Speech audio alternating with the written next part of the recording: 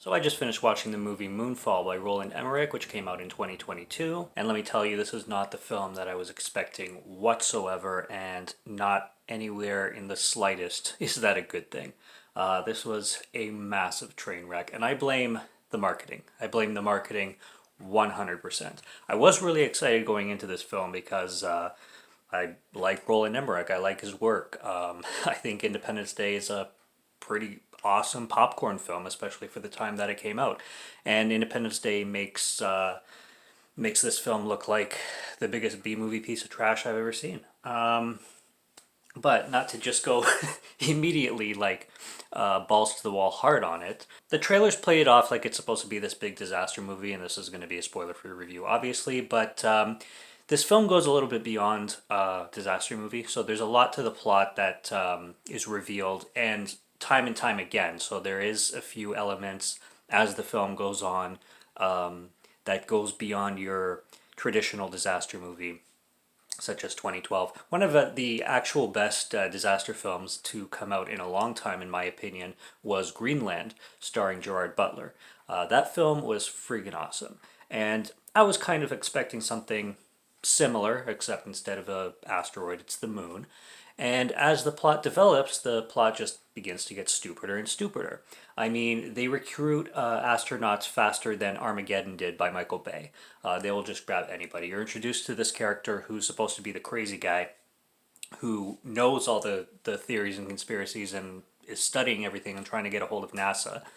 And you think they're going to build him up into a really interesting and relatable and kind of, the character that you would kind of root for and cheer on, but they really don't do anything with him except make him annoying and not develop him whatsoever. You got Patrick Stewart, which is basically just going by the numbers.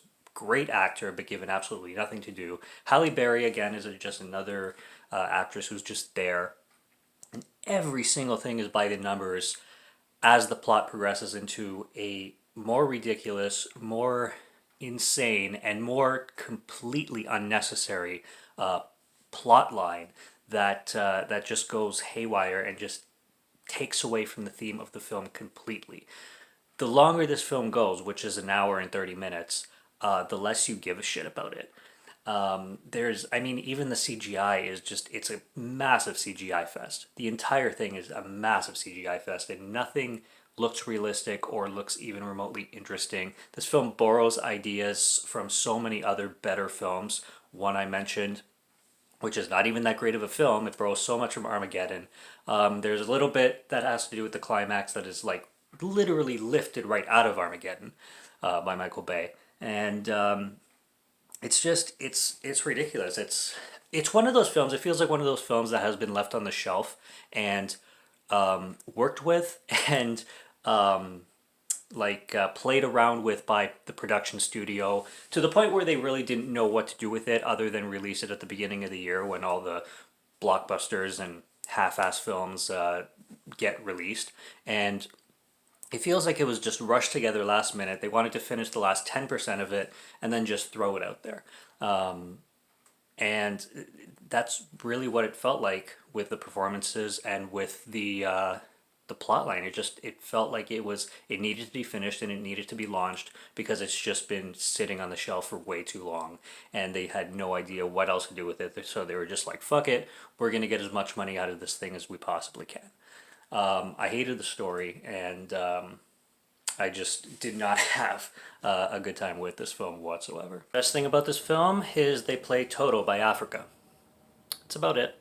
I gave it a 1 out of 5 on Letterboxd. So it was gonna get a 2, and then it went slowly down to a 1.5, and then it ended off at a 1. It won't give a half star because I mean there is some effort at the end of the day put into the film, and it's not completely convoluted and a visual spectacle of nothing. I can't go that far, but it's certainly not a fun popcorn film whatsoever. There's so many better films to watch that it's similar in vein, especially Greenland would be my biggest recommendation that I've seen recently.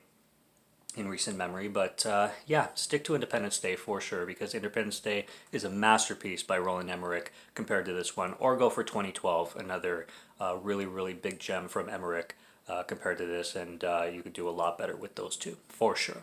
Subscribe to Morgan Film Fan if you like to listen to my voice, or if you like my film reviews. I'll be back with more plenty soon, hopefully with a lot better. Not here to rip on films or anything. I'm just saying that this one is not recommended by me, and I don't know what or where they were going with the plot that they decided to go with, and don't let the marketing fool you, because it did fool me for sure.